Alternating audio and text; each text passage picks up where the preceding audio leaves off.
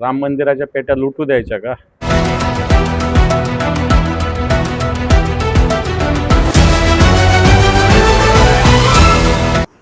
रामरक्षा आंदोलन करायचे नाही तर दानपेटी लुटू द्यायची का? अंबादास दानवे यांनी उपस्थित केला प्रश्न. वर्ध्यात घेतली शिवसेना उबाटा गटाच्या पदाधिकाऱ्यांची बैठक.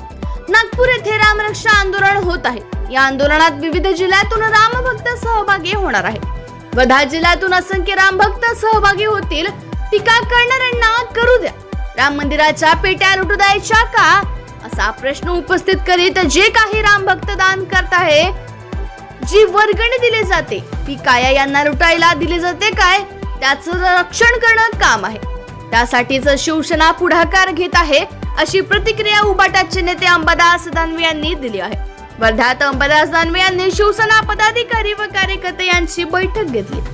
आंदोलन जे नागपूरला आहे त्याच्यात सगळ्या जिल्ह्यातून रामभक्त यावेत या हेतून शिवसैनिकांची बैठक घेतलेली आहे. जिल्ह्याच्या वाटतं शिवसैनिकांमध्ये मोठा उत्साह आहे, कारण ज्या पद्धतीनं राम मंदिर लुटलं गेलं आणि रामभक्तांच्या भावनेचा अपमान केला, रामभक्ताची जी श्रद्धा आहे त्याला एक ठेच पोहोचलेली आहे. आणि त्याच्याविषयी मान्य उद्धवजींनी जो पुढाकार घेतलेला आहे त्या आंदोलनात मला वाटतं वर्धा जिल्ह्यातले मोठ्या संख्येनं रामभक्त सहभागी होतील. टीका करणारे करत असतात. मला वाटतं टीका तर सहन करायला पाहिजे. ज्याला जे बोलायचं ते बोलू द्या. मग रामरक्षा म्हणजे राम मंदिराच्या पेट्या लुटू द्यायच्या का?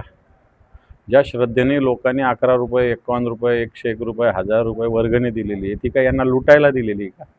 त्याचं रक्षा करणं काम आहे आणि वाटतं त्याच्यासाठी शिवसेना पुढाकार घेते.